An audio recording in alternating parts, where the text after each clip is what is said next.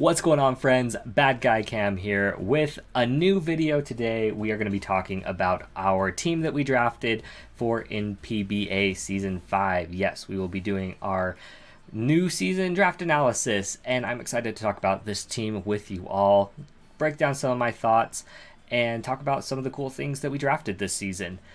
My whole thought process going into this draft was I honestly just want to have some fun this season. I feel like the past couple seasons haven't been that great. I've been in a bit of a slump when it comes to draft league, and that's okay. We all go through it, and I figure one of the best ways to get through it is just to keep having fun, and we'll see what it is. You'll notice that this video is going up before the last couple of videos of the SDF league that I've been posting for as well. I'm completely honest, like I didn't get around to recording those videos. I'm trying to decide what I want to do to wrap up that league. Spoiler alert, we did not make playoffs, surprisingly. But yeah, it's been a really tough time for me battling. I don't know what it is, but it is what it is. And I've been kind of busy over the past little while as well. So for what that's worth, probably nothing. But anyway, we're here to talk about our NPBA Season 5 team. So let's talk about the draft a little bit. We again were placed in the Kanto draft, despite finishing very middle of the pack, which I guess is fine, right? Like we weren't towards the bottom, but we were definitely right there in the middle, right outside of those playoff spots. And that's 100% our goal this season, is to make it to playoffs. I don't care what record it is. I don't care what our differential is. We can have a negative 100 differential somehow, and if we made it to playoffs, I'd be happy. But we definitely need to give us a shot at taking that championship again. So that's the main goal. We want to get playoffs. We want to have some fun.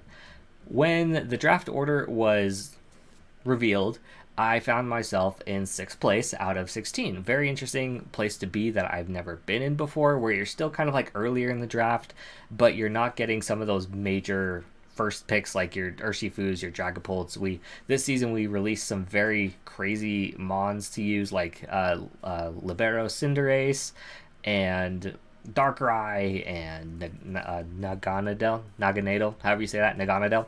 So very, very strong mons that we released, and there's kind of like 5 that I looked at, and we're like, hey, like those 5 are all very, very strong.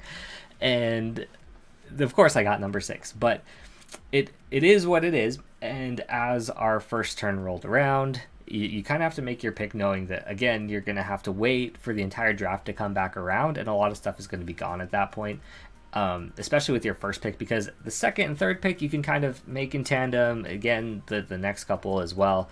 But overall, I was pretty happy with our position in the draft, and when it came around to our point, number 6, our first pick of Season 5, I almost said Season 4, Season 5 is Landorus Incarnate. So Landorus Incarnate, very, very strong potent mon with the sheer force ability and the coverage that it gets. Earth powers specifically are very, very strong. It has a pretty decent speed tier at 101. Ground and flying type is a pretty good type. I mean, it's only weak to ice and water, which is pretty good in my opinion.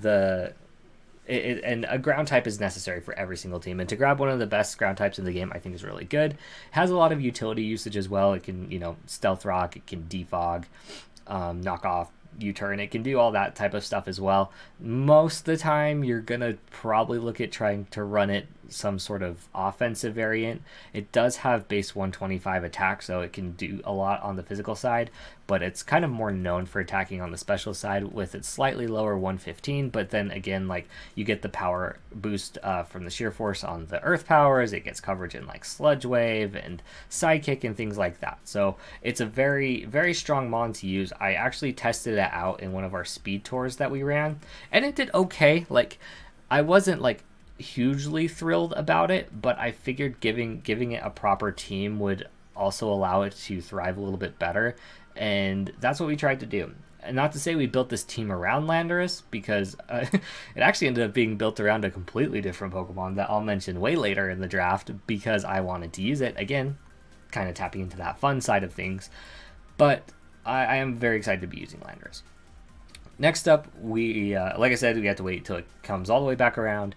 And our next pick, I wanted something that synergized well with Landorus, and I wanted to kind of maybe drop a few tiers in my picks, so I knew that I was getting the mon that I needed to get. And that mon that I picked up was Rotomwash. And I'm very familiar with Rotomwash. I've used it a few times in different tournaments and leagues. And it's a very, very good Pokemon. Like, very, very good.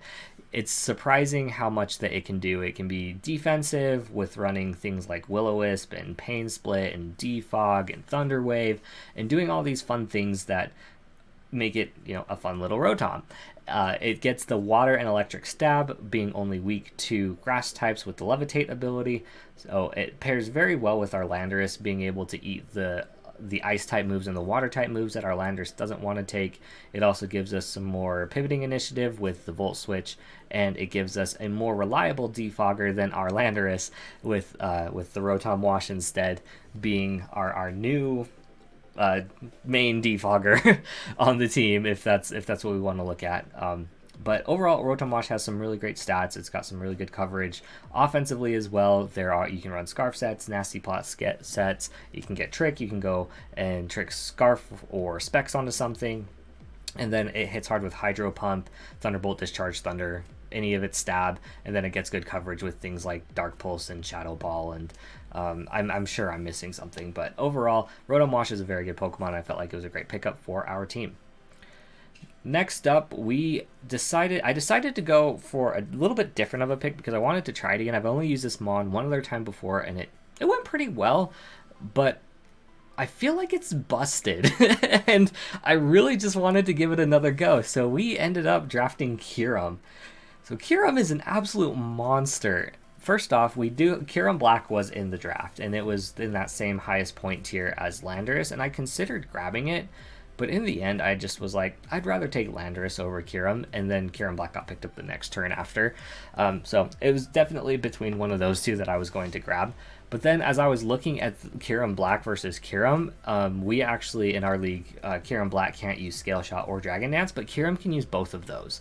And it has very, very similar stats. The only major difference between the two is Kirim Black hits so much harder on the physical side, the base 170 versus the base 130, but Kirim gets the I think the added bonus of having a slightly higher special attack and being able to run better spec sets and life orb sets on the special side. So I actually think that Kirim might be a little bit better than Kirim Black because they have almost the same defenses. I think that's like 10 less in like defense or something like that, and they have the exact same speed. So being able to run Dragon Dance and Scale Shot is huge from an offensive side, being able to set up without having to lock in with using a Choice Scarf, but then you can also run Choice Band and Choice Scarf. Like, I feel like the Kirim has so many amazing offensive potentials. Dragon and Ice Stab is absolutely insane, and it's pretty much one of the only dragons that I could have picked that wasn't going to share an ice type weakness with Landorus. So it really tied in quite well. It gave us a really strong attacker on both on the physical and the special side, kind of like Landorus. We could run either there. And I'm very excited to use Kirim again. Overall, like, the synergy's looking pretty good between these three. The main thing is, like, rock types are a little bit of a problem right now, but we have like our water type covered, we have our ice type covered. Fairy is a little bit meh, and we'll see, we kind of like go a little bit more meh before we fix this, but we decided to go for Kirim, and I'm very excited to use it. I think it's going to be a great attacker for us this season and be able to break down some walls and get some kills. That being said, I was just like, let's go for some more offense. So as it came back around, we kind of got, we had to wait again. And I was like, I really, at this point, I was just kind of flying by the seat of my pants. I knew there was like one or two mons that I wanted to grab. And one of them, like I said, is one that I kind of was like in the back of my mind building the team around. And I was kind of looking at the team and saying, what do I need to be able to break down? And I was like, I don't even really know. So I'm just going to grab something that can hit super hard on the physical side. And so we just grabbed Tarakion, just for the heck of it. So that's kind of what I was saying before. Like, it compounds our fairy type weaknesses, but it helps out a lot with our rock type weakness. We don't have anything that's weak to ground at this point. It adds another water type weakness, but we already have 2 resists. It was just kind of like, why not, right? Tarakion, it has the justified ability, so it's going to deter any knockoffs. It does a great job of just hitting super hard, right? Choice band, choice scarf sets are very popular. Sword stance, rock polish. It's very much an attacker. It gives us an additional stealth rocker, but again, between Landorus and Tarakion, like neither of those really want to be run as a stealth rocker. But if you're running like a choice scarf set and you have like 3 coverage moves and that's all you need, it's really easy to slap on the stealth rocks there as well. Fighting and rock type coverage is absolutely fantastic. It's such a great offensive combination. And yes, on the defensive side, it is kind of lacking. It does have some really good general bulk with like base 90s across the board, I believe. Yeah, so it's like 91 HP, 90 for defense and special defense. So overall, it's got a really, really good stat distribution. And like I said, with moves like Close Combat and Stone Edge, it hits so hard. You do have to kind of figure out what you're doing with it, though, because you can't pivot in and out. It doesn't get like U-turn. If it did, that'd be absolutely busted. But Tarakion overall, I feel like, is a great pickup to our team.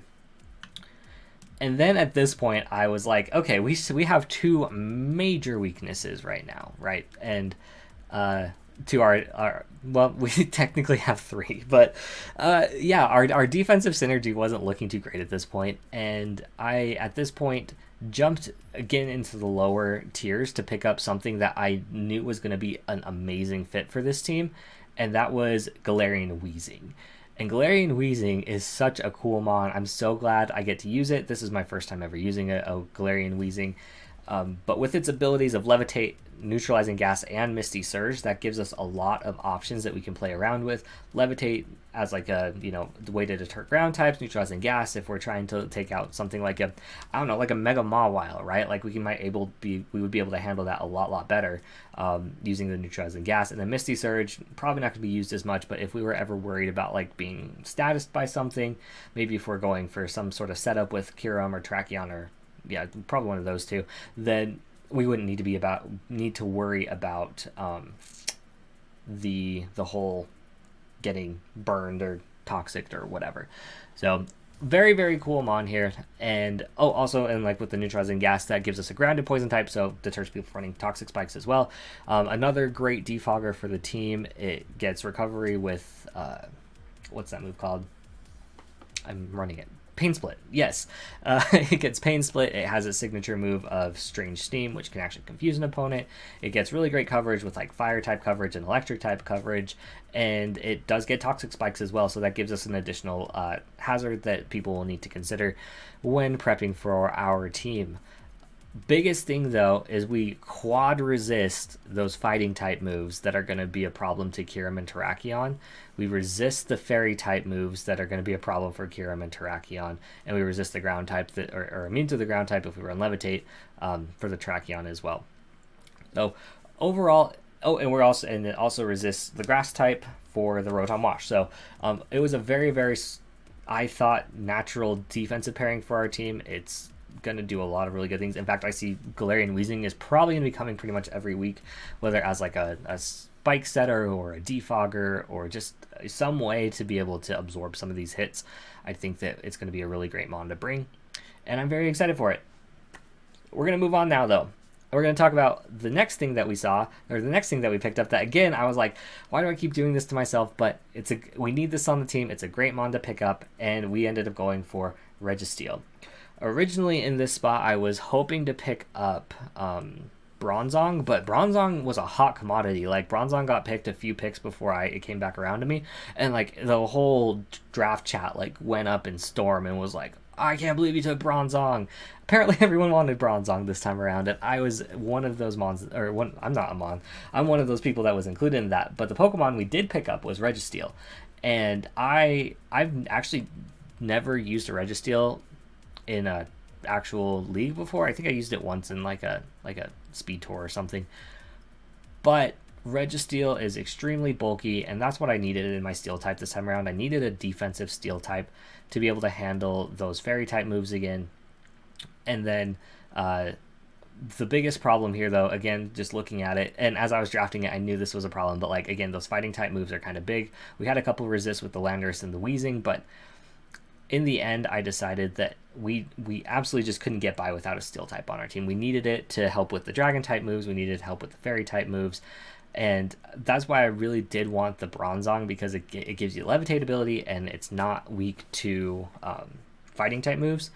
This also helps out with our rock type weakness and things like that. But at the same time, I was like, I could grab like a Metagross here, but in the end, I felt Registeel was the better choice just because it is a little bit more bulky, and I was looking for that bulk as opposed to something that might be able to smash down, like an additional attacker in that regard, which, we could have done it, but at that point I had made some changes and was looking at my next pick as well, which I decided, okay, like, what, we can grab Registeel. It gives us a rocker. It gets, typical Registeel sets. You're running like rocks, toxic, heavy slam, and then coverage move, seismic toss, something like that. And you can run thunder wave. You can run all sorts of moves, and it really does have a pretty decent.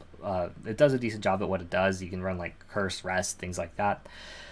But yeah, I am excited about it. Clear Body is a great ability to stop it from being able to be, get its stats lowered. It can't be toxic because it's a poison type. So overall, I'm very happy with the Registeel pick. And to pair up with our Registeel, we ended up grabbing the next pick, which is Mesprit. And I feel that Mesprit's a very underrated mon. It's usually the lowest of the three when it comes to the Lake Trio of Azelf, Uxie, and Mesprit. I feel Mesprit actually has a lot of viability. It's got more general... It can do more things in my mind. Like, yes, its stats aren't going to be as, divisive one way, where Uxie's more defensive and Azelf is more offensive. But I feel like Mesprit gets a lot of the things that the other mons do, and then some, because it can be offensive or defensive, which I feel like with the other two, you're kind of stuck between picking one, or like an offensive mon or a defensive mon. But with Mesprit, you still get rocks, you still get U-turn, you still get knockoff, you get all the supportive moves, but then you also can run really great coverage like Bolt Beam, or you can run Nasty Plot, or you can set up screens, or you can, like, there's just so many things that Mesprit can do. It added another fighting type resistance to the team, which we desperately needed at this point. And also at this point, we didn't have anything that was weak to Dark or Ghost, so it defensively, it actually fit the team quite well. Anything else I want to say about Mesprit? I like Mesprit. Mesprit's good. I think Mesprit's gonna be a fun pick. Also, it's another Levitate user. You're gonna notice we have, at this point, we have what, 3 Levitate users and a flying type, so our ground immunity is looking quite good at this point. But Mesprit is a very cool mon. Like I said, it can be brought in numerous different ways. It's almost like a budget Mew in my mind, and I'm very excited to be using it. Next up, I picked this mon just because I wanted to try using this Pokemon out, and I have been playing, at the time, I'd been playing quite a bit of Pokemon Unite, and I've been playing a lot of this Pokemon, and so I picked up Decidueye. And Decidueye is a very interesting mon. It's not the fastest of mons. It's like got 70 base speed, and its stats are like all right. Its highest being its attack at 107, but then it also has base 100 special attack and special defense. But it does some really interesting things. It gets a lot of setup a lot of opportunities to set up, I guess, is set up moves with like Sword Stance and Nasty Plot. It also can do things like hit what's the move I'm thinking of? Oh, Poltergeist is the new move that it got. That's what I was thinking of. So it can hit Poltergeist and do a ton of damage on the physical side. It gets priority with Shadow Sneak. Grass and Ghost I feel are very good coverage overall, and I'm very excited to be using a mon that I've never used before. I used it in my Pokemon like Sun, Ultra Sun, Moon playthroughs, and I really enjoyed it, but I really never saw, like, I've used Incineroar and Primarina before. Very, very good starter Pokemon to be using, and I felt like Decidueye just kind of was like meh. But after kind of looking it over, it gets some really cool tech moves as well as a lot of supporting moves. Like I said, you get U-turn, knockoff, defog, and it can set up behind things. You can run choice moves. It's going to be a very interesting mon to use. I don't know how many times it's going to come, but I do see it having a very important part on the team in maybe like 1 or 2 battles this season. And yeah, I'm very excited to use it. So we're going to go ahead and say that's our Decidueye that we're going to be picking up.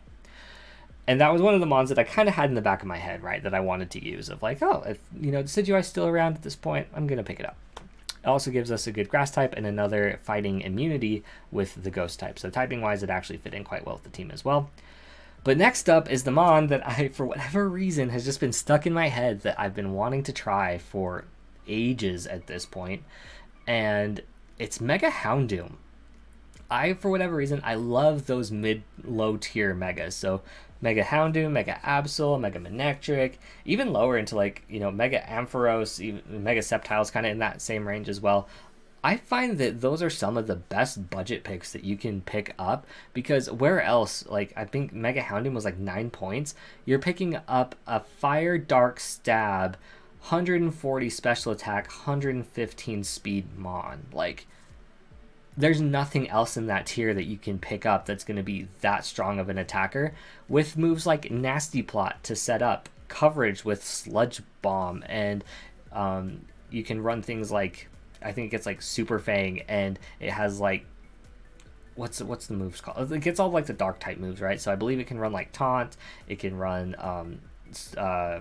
you can even run Sucker Punch off its base 90 attack. Like, there's so many things that it does. Like, yes, it's fairly limited in what it can do, and it's a little easy to prep for. At the same time, though, it's kind of like the special version of our Tarakion, right? Like, it's going to hit super hard on the special side. It can set up. It gets, like, I think it gets Flame Charge, so you can boost your speed. So you could run, like, a Flame Charge Nasty Plot set and be able to outspeed other choice Scarfers that maybe were brought that were like base 100 to outspeed it or something like that. Like, it's actually a really, really great mon to use, and I feel like it's a great value pick for our team. And you'll see that I kind of was trying to build this team around, you know, I don't want to be weak to ground type. I don't want to be weak to rock type. We ended up being quite weak to fighting type, unfortunately. Like, that's one of our biggest things on our team is our mon, like, our team is either weak to fighting or resist / immune to fighting. Like, I feel like there's very few mons that are in the middle ground there, and that's going to be a little bit tough to play around. However, I do think I'm very excited to use these Pokemon, and Mega Houndoom in particular, I think is going to do a great job this season. At this point, we had just a couple points left, and I wanted to pick up some things that would fill the gaps on the team, and I had one mon at this point that I was like, I need to grab that one. And then I had this next mon that I picked that I thought, this could be interesting. So I decided to pick it up, and we are picking up Kecleon. So Kecleon is our normal type, but it also gets the Protean ability, which is really great, meaning that we get stab on all of our attacks. It's not the strongest mon. It's got base 90 attack and base 60 special attack, so it's not doing much, but what it does do, it gives that extra stab boost on all of its moves. It gets priority with Shadow Sneak, and then it's actually pretty bulky on the especially defensive side at base 120. And it's kind of like an interesting mon because it gets things like Stealth Rocks. It can do things like Knock Off. I feel like it's a utility mon that can kind of be annoying, but that's pretty much it. That's pretty much what it's going to do. But it put a normal type on our team as well, which in base form is going to be able to give us a ghost immunity. The last mon that we drafted, as soon as I saw the end of the draft wrapping up, I thought, I need to grab this mon. And it's going to be such a stupid mon, but I can see it being extremely pivotal to our season, and that is Illumis. So Illumis was just sitting there in the 1 point range, and I thought we need to grab this thing because it has 3 amazing abilities in Oblivious, Tinted Lens, and Prankster. But that Prankster ability is going to come in clutch for helping some of our other Pokemon set up. For example, Tailwind Mega Houndoom, Sunny Day Mega Houndoom. Again, Tailwind with any of our attackers throwing like a Choice Band or a Choice Specs to make sure that we're outspeeding things. Even a Life Orb at that point. And then it also gets a lot of other cool moves like Encore. I think it gets Taunt, Thunder Wave, and then it gets pretty decent coverage with a few different moves. Like I know it gets like Fairy coverage, and I think it gets electric coverage, but I could be completely wrong there. But Illumis is a very interesting mon. It can pivot out. It can get other mons set up. It feels like sometimes it might feel like using up a slot to be able to do some of these things, but if we play Illumis right, it could really set up our team to do some huge damage with our big attackers that we have. So very interesting pickup. Kind of excited to use it, and we'll see how it does this season. But anyway, that is our team for Season 5. Thank you for going through my draft analysis with me. Very interesting team that we have. It's going to be tough. I know our Week 1 battle is an extremely tough matchup versus Adam. But looking ahead, past trying to battle Adam and trying to beat Adam, we're looking pretty good. We have some pretty good matchups, and I have full confidence in our goal of making playoffs this season. So very excited about that. I think that is all I wanted to share. So thank you everyone for coming and hanging out with me as I did this draft breakdown. We'll hope to see you in our Week 1 battle, which I said is going to be a doozy versus Adam, but hopefully things work out how we want it to. I don't know though. But anyway, thank you everyone for stopping by today. Appreciate it, and we will see you throughout the season, and thank you for watching. Thanks friends, have a good day.